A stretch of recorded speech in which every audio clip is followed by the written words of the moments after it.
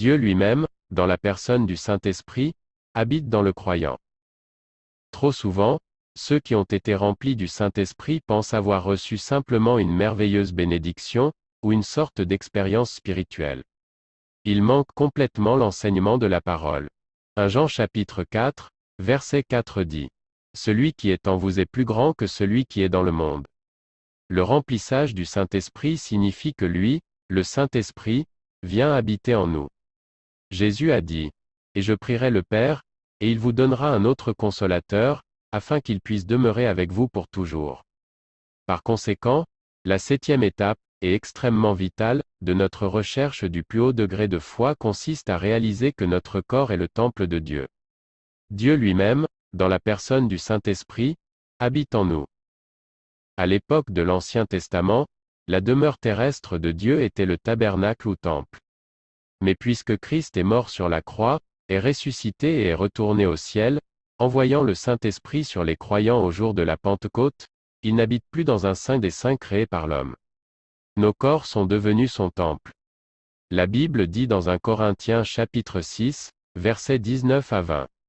Ne savez-vous pas que votre corps est le temple du Saint-Esprit qui est en vous, que vous avez reçu de Dieu, et que vous ne vous appartenez point à vous-même? Car vous avez été rachetés à un grand prix.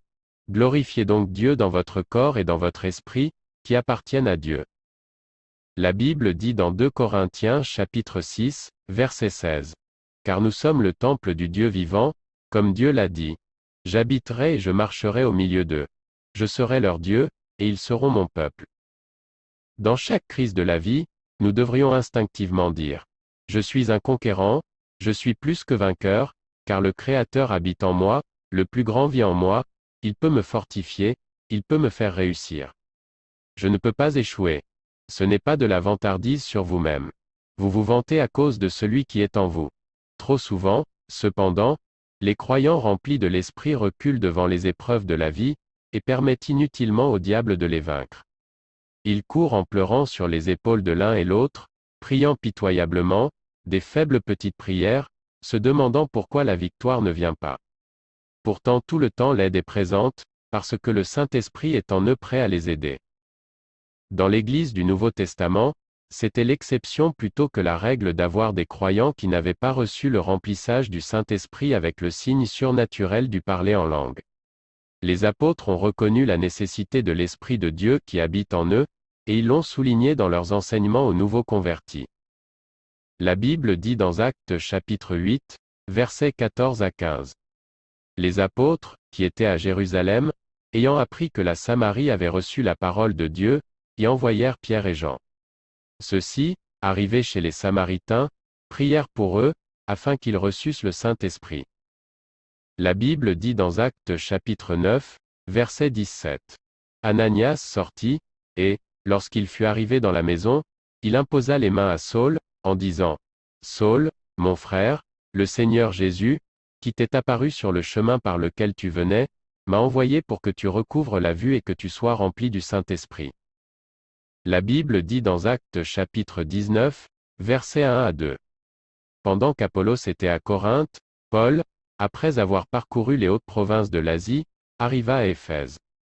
Ayant rencontré quelques disciples, il leur dit: Avez-vous reçu le Saint-Esprit, quand vous avez cru? Ils lui répondirent: Nous n'avons pas même entendu dire qu'il y ait un Saint-Esprit. Il est certain que l'Église aujourd'hui n'a pas moins besoin de ce revêtement de puissance. L'apôtre Paul a dit: Ne savez-vous pas que vous êtes le temple de Dieu, et que l'Esprit de Dieu habite en vous? La version amplifiée de ce verset se lit comme suit: Ne discernez-vous pas et ne comprenez-vous pas que vous, l'Église entière de Corinthe, êtes le temple de Dieu, son sanctuaire, et que l'Esprit de Dieu a sa demeure permanente en vous? Collectivement comme une Église et aussi individuellement. Nous sommes le temple de Dieu. Dieu nous habite non seulement en tant que corps, mais en tant qu'individu. Dieu est en train de faire sa maison dans nos corps. Il ne réside plus dans un saint des saints créé par l'homme, comme à l'époque de l'Ancien Testament. À cette époque, il était exigé que chaque homme juif se présente devant le Seigneur au moins une fois par an à Jérusalem. Les hommes devaient voyager à Jérusalem, parce que la présence de Dieu était seulement dans le Saint des Saints. Personne, sauf le souverain sacrificateur, n'osait s'approcher de la sainte présence, et il ne le faisait qu'avec de grandes précautions.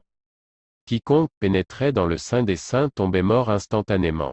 Mais maintenant tout cela a été aboli, et nous pouvons venir hardiment devant le trône de la grâce, afin de pouvoir obtenir miséricorde et trouver grâce pour être aidé dans le besoin. Juste avant la mort de Jésus, il a dit, « Tout est accompli ». Il ne parlait pas du plan de la rédemption finalisé, parce que ce n'était pas fini quand il est mort. Il a dû ressusciter d'entre les morts et monter dans le sein des saints célestes avec son propre sang en sacrifice pour obtenir la rédemption éternelle pour nous. Puis il a dû monter en haut pour être assis à la droite du Père et commencer sa médiation d'intercession, être le médiateur entre Dieu et l'homme. Jusque-là, la nouvelle alliance n'était pas en vigueur. Non, quand Jésus a dit sur la croix, « Tout est accompli », il faisait allusion à la fin de l'Ancien Testament. Quand cela arrivait, le voile, ou rideau, séparant l'entrée du Saint-Saint fut déchiré. L'historien juif Joséphus nous dit que ce rideau avait 12 mètres de large, 6 mètres de haut et 10 centimètres d'épaisseur. Imaginez comme il serait difficile pour un homme de déchirer quelque chose de cette taille en deux. Mais remarquez que les Écritures ne disent pas que le rideau a été déchiré du bas vers le haut. Au contraire, le voile du temple a été déchiré en deux depuis le haut vers le bas. Cela signifiait que c'était Dieu, et non l'homme, qui a démoli le rideau, la barrière, séparant l'homme à Dieu. La présence de Dieu a quitté ce Saint des Saints créé par l'homme pour ne plus jamais y demeurer. Maintenant, sa présence divine nous habite. Être rempli du Saint-Esprit est bien plus qu'une simple expérience palpitante. Le Saint-Esprit, la divine divinité, vient en réalité habiter en vous. 2 Corinthiens chapitre 6, verset 16 dit. Car vous êtes le temple du Dieu vivant, comme Dieu l'a dit. Je demeurerai en eux et je marcherai par eux, je serai leur Dieu, et ils seront mon peuple. Combien d'entre nous réalisent pleinement cette merveilleuse vérité? Combien d'entre nous reconnaissent le fait qu'en nous, prêts pour notre usage, est toute la puissance dont nous aurons besoin pour nous aider dans la vie? Si nous commençons à croire ce que la Bible dit, confesser ce que dit la parole de Dieu, le Saint-Esprit s'élèvera en nous et illuminera nos esprits. Il donnera la direction à nos esprits, la santé à notre corps, et nous aidera dans tous les aspects de la vie. Nous pouvons être conscients de sa présence intérieure à chaque instant. Regardons à nouveau la version amplifiée de 1 Corinthiens chapitre 3, verset 16. L'Esprit de Dieu a sa demeure permanente en vous, pour être à la maison en vous. Peu d'entre nous sont conscients de la vie de Dieu dans nos corps, car nous ne pouvions pas être conscients de sa vie en nous. Par exemple, lorsqu'on nous demande de faire quelque chose de difficile, nous disons, « Non, je ne peux pas faire cela ». Pourquoi faisons-nous cela? C'est parce que nous avons confiance en nous-mêmes pour le faire, et nous savons que nous n'en avons pas la capacité. Mais si nous savons qu'il est en nous, nous savons qu'il a la capacité. Nous changeons le « je ne peux pas » en « je peux », parce que nous avons confiance en lui. Nous disons « je le peux », parce qu'il est en moi, plus grand est en moi que celui qui est dans le monde. Peu importe les impossibilités auxquelles nous pouvons être confrontés, nous pouvons dire « il fera de moi un succès, parce qu'il m'habite ». Ce genre de foi, ce genre de langage, est la foi qui parle, et cela le mettra au travail pour nous. Certaines personnes ont une fausse conception du rôle du Saint-Esprit dans leur vie. Ils pensent qu'il viendra, prendra la relève et dirigera tout. Ils s'attendent à ce qu'il devienne un chef, sans qu'ils aient à faire quoi que ce soit. Le Saint-Esprit, cependant, est un gentleman. Il nous guidera et nous dirigera, il invitera et exhortera, mais il ne forcera jamais ni ne contrôlera notre vie. Les démons et les esprits malins contrôlent ceux chez qui ils entrent, les forçant à faire des choses qu'ils ne veulent pas faire, mais le Saint-Esprit guide et conduit doucement. Il ne fera rien jusqu'à ce que nous l'ayons mis au travail pour nous, parce qu'il est envoyé pour être notre aide. Il n'est pas envoyé pour faire le travail, mais pour nous aider à le faire. La version amplifiée d'Éphésiens chapitre 3, versets 16 à 17 dit, « Qu'il vous accorde selon la richesse du trésor de sa gloire d'être fortifié et renforcé puissamment dans l'homme intérieur par l'Esprit, qu'il habite votre intérieur le plus profond et votre personnalité, que le Christ, par la foi, habite, en vérité, s'installe en vous, demeure dans vos cœurs, afin que vous puissiez être profondément enracinés dans l'amour et fondés solidement sur l'amour. Dans ce passage des Écritures, Paul écrivait à ceux qui étaient déjà nés de nouveau et remplis du Saint-Esprit. Comment le Christ demeure-t-il dans nos cœurs? Grâce à notre foi. Christ veut habiter dans nos cœurs, pour régner en tant que roi sur le trône de nos cœurs. Mais trop peu de personnes lui ont permis de le faire. Les gens regardent dehors pour que Dieu fasse quelque chose. Ils chantent, « Viens par ici, Seigneur, viens ici ». Nous pensons que si nous pouvions seulement le faire, venir par ici, il pourrait faire quelque chose pour nous. Ensuite, nous chantons, atteignons et touchons le Seigneur pendant qu'il passe. Mais ce n'est que la connaissance des sens. Tout est à l'extérieur. Tout est physique. Quelqu'un pourrait argumenter, mais dans la Bible, la femme avec la perte de sang n'a-t-elle pas atteint et touché le Seigneur?